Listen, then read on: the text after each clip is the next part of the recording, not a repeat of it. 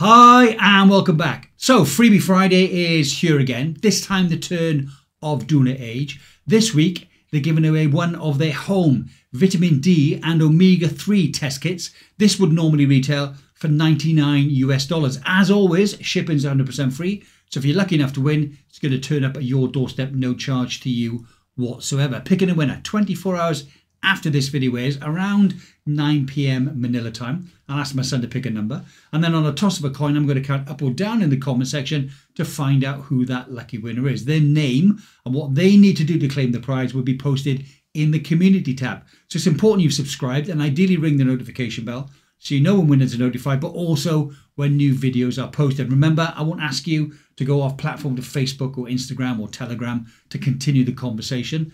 On the community tab, I will give you the email address to contact me at.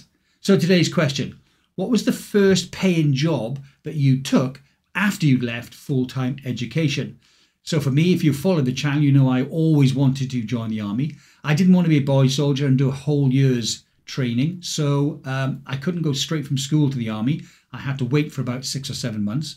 So I took a job as a car mechanic's mate in a local service station where we fixed cars. It was also an MOT, Ministry of Transport testing centre. So we also tested cars for roadworthiness. I would drive the car onto the pit and operate the lights and the indicators and sound the horn to help the guy. So I worked in the garage for about 6 months and then I joined the army. Let me know in the comments below for the vitamin D omega-3 test kit. What was the first paying job you did after you left full-time employment?